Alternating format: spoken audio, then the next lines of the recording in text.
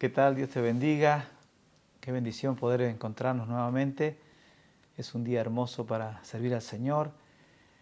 Damos gracias a Dios por la vida, por el don de la vida, por poder presentarnos delante de Él y también por poder mirar la palabra del Señor, que siempre nos trae luz y nos muestra el camino y nos enseña a vivir esta vida. Dice el apóstol Pablo en Filipenses capítulo 3, pero cuántas cosas eran para mí ganancia, dice el versículo 7, las he estimado como pérdida por amor de Cristo. Dice, y ciertamente aún estimo todas las cosas como pérdida por la excelencia del conocimiento de Cristo, mi Señor, por amor del cual lo he perdido todo y lo tengo por basura para ganar a Cristo. Tremenda palabra del Señor a través del apóstol Pablo y tremenda declaración de un hombre de Dios que alcanzó una relación con Dios única, porque Pablo ha sido destacado en toda su vida y también en sus escritos, pero aquí vemos una tremenda declaración, todo lo que él había ganado o lo que era ganancia para él o lo que en otro momento él hubiera puesto como en primera importancia, al momento de empezar a conocer al Señor, él descarta todo esto y lo deja totalmente en segundo término, ¿no? Y no solamente eso, sino que finalmente dice, y lo tengo por basura, por basura. Qué tremendo desafío para nosotros, porque Pablo había alcanzado un lugar de privilegio en la educación, se había destacado por ser educado a los pies de un hombre muy sabio y a nivel de gobierno, un hombre también reconocido y usado en ese momento por el gobierno de turno. Entonces era un hombre que humanamente había alcanzado muchas metas y muchos logros y que podían haber traído satisfacción a su vida. Pero sin embargo él dice que él estima todas las cosas como pérdida y las tiene por basura. ¿Por qué? Porque él ha puesto sus ojos, su mirada en otra meta, en otro objetivo de la vida. Dice, y ciertamente aún estimo todas las cosas como pérdida por la excelencia del conocimiento de Cristo Jesús, mi Señor, por amor del cual lo he perdido todo y lo tengo por basura. La excelencia del conocimiento del Señor. Este es el llamado del Señor para todos nosotros. Este es el desafío del Señor para nuestras vidas también, porque todos nosotros somos desafiados por la palabra a poder entrar en este conocimiento del Señor, a poder entrar en esta relación con Dios, de tal manera que podamos vivir en una novedad de vida permanente. Dice la Escritura en Primera de Pedro, en el capítulo 1, dice versículo 23, siendo renacidos no de simiente corruptible, sino de incorruptible por la palabra de Dios que vive y permanece para siempre.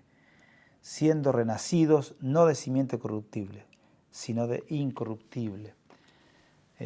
Por la palabra del Señor. Ahí está haciendo acá el apóstol un énfasis en la palabra que ha sido, digamos, el motor, el generador de esta nueva vida que está en nosotros ahora.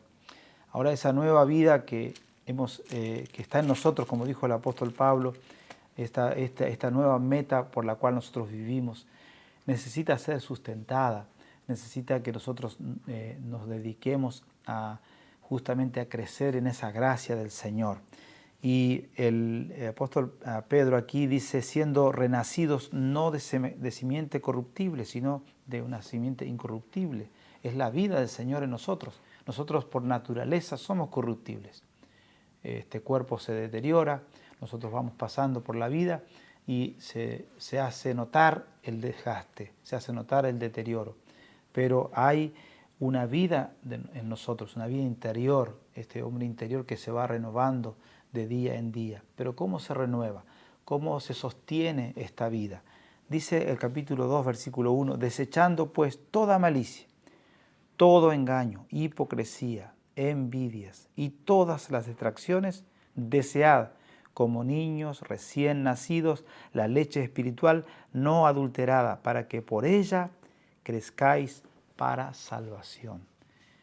Es un desafío también esta palabra, es un reto a nuestras vidas, es un llamado de atención, porque nos llama el Señor a través de esta palabra a un deseo que solo lo tienen los recién nacidos, porque los nacidos, un bebé tiene una necesidad permanente casi, todo el tiempo él tiene que estar tomando de la leche de la madre, y es una tarea que la madre tiene todo el tiempo. En los primeros días es permanente, casi no hay momento de descanso, porque apenas duerme un ratito el bebé y al momento otra vez necesita el alimento. Dicen los que saben que cuando un bebé está esperando, los minutos son como horas. Por eso es que el llanto es desgarrador cuando no tiene el alimento en el momento. Y esta escritura nos lleva a pensar en esto, porque no solamente dice que nosotros debemos desear, pero dice como niños recién nacidos, como alguien que recién ha nacido. Leíamos en el versículo 23, un poquito más arriba, en el capítulo 1, que nosotros hemos renacido no de simiente corruptible, sino de una simiente incorruptible, por la palabra de Dios. Entonces, hemos nacido por la palabra, y por la palabra también nos sostenemos. Es la palabra la que nos sostiene, es la palabra la que nos da esa vida y la que sostiene la vida espiritual en nosotros. Como niños recién nacidos, la leche espiritual, no adulterada. Leche no adulterada, leche que que está buena, que no sea alterado, que no sea deformado en su contenido. Hemos sabido que cuando una madre amamanta a un bebé y está en un estado de nerviosismo, de alteración, puede provocar hasta la muerte del bebé dándole esa leche, porque esa leche está alterada, está alterada por causa del estado de ánimo de la madre. Y la Biblia acá nos llama la atención a que nosotros tenemos que desear. Bueno, nosotros tenemos muchos deseos en la vida. Esta vida es una vida donde nosotros deseamos permanentemente cosas, deseamos personas, deseamos, bueno, infinidad de objetivos que tenemos en la vida, pero acá el apóstol nos centra en una sola necesidad importante y básica que tenemos, es la vida espiritual, la vida espiritual. Y muchos hemos descuidado la vida espiritual por haber prestado más atención a la vida natural, a las cosas de esta vida.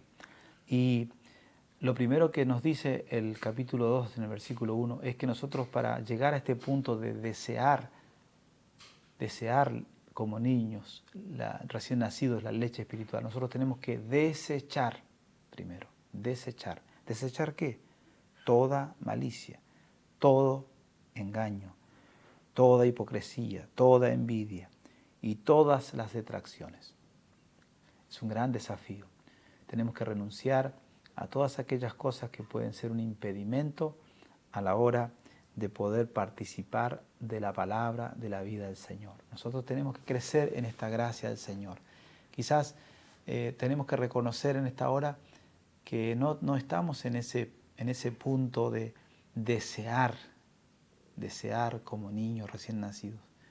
Sí, nos gusta la palabra, nos agradan las promesas del Señor.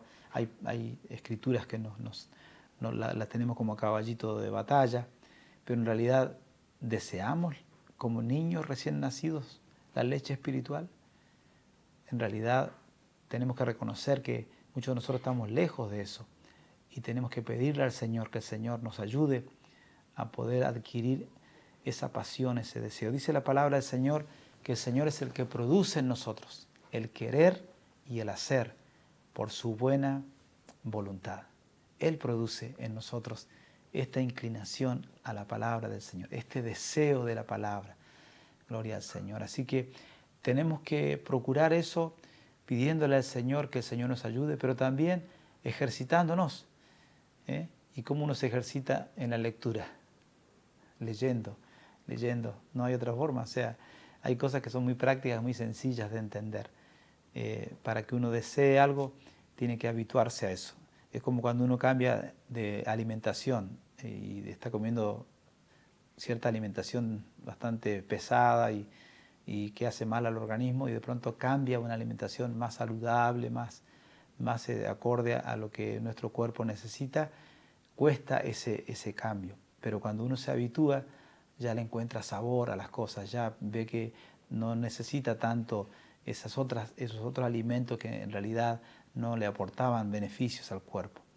Que el Señor nos ayude a poder desear verdaderamente, como niños recién nacidos, la leche espiritual y no conformarnos a las pasiones que nosotros tenemos, a el engaño, a la malicia, a la hipocresía, a la envidia y a todas las detracciones. Todas estas cosas van a huir de nosotros, van a ser desechadas si la palabra del Señor ocupa el lugar que tiene que ocupar en nuestros corazones. Que el Señor te bendiga, el Señor te guarde y que el Señor nos ayude a todos nosotros a amar la palabra del Señor y a amar al Señor de la palabra.